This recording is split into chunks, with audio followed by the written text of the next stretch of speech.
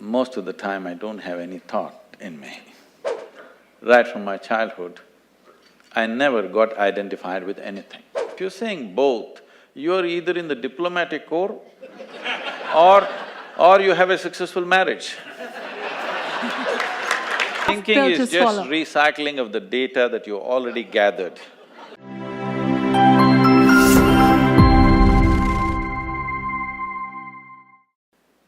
I mean, I cannot say much about thought because I don't have much thought. This may sound like an oxymoron for people, but the fact of the matter is, most of the time I don't have any thought in me. For me, the phenomena of life that's happening within me always overwhelms everything else. Thought occurs to me only when I want to physically do something, arrange something around me. Otherwise, days on end will pass for me without a single thought. So, maybe I never grew up. In a way, yes, because when it comes to… people ask me, what has been your sadhana? My only sadhana has been that right from my childhood, I never got identified with anything. Either the family, or the culture, or the religion, or the society, or various other things happening around you, including your parentage, your siblings. I was involved with them, but never identified with anything. If human intelligence does not tie itself down with identity, every human being will realize the nature of life. Human intelligence is capable of figuring this. When I say intelligence, as Deepak pointed out, it's beyond the thought process. Unfortunately, because of the type of education systems we have today, we are completely committed to one dimension of our intelligence, which we call as the intellect, which is just the thought process. Thought can only happen with the data that you have gathered through five senses, which is very limited, one thing.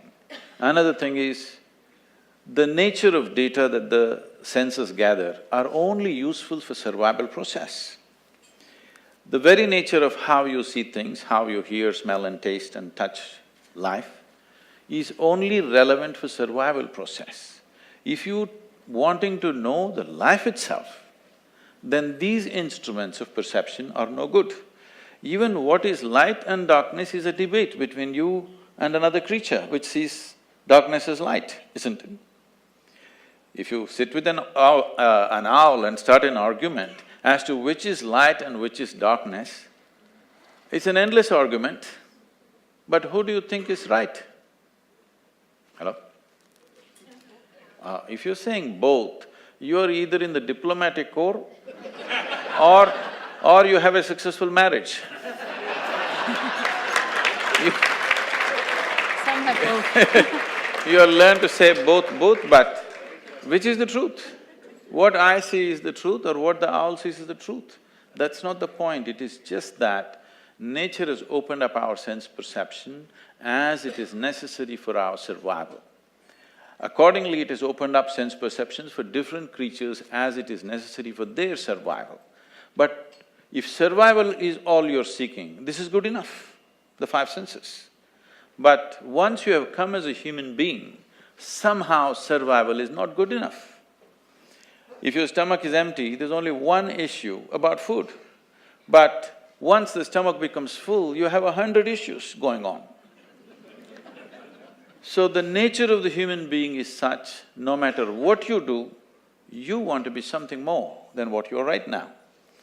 And if that something more happens, something more, it's an endless pursuit. So somewhere, a human being is seeking a limitless expansion, but trying to do it with physical means. The very nature of physicality is a defined boundary. If there is no defined boundary, there is no possibility of physical happening in the universe.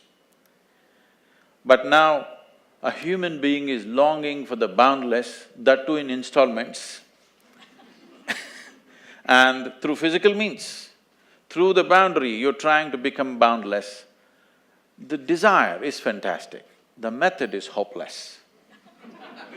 Because the moment you identify yourself with something, your intellect's work is just to protect that identity.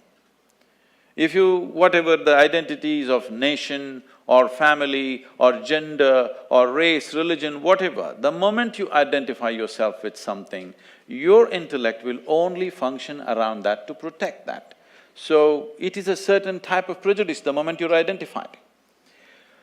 So, the only thing I did with my life is, I never identified myself with anything, and life just exploded within me in ways that thought seems so puny that I do not indulge in thought most of the time.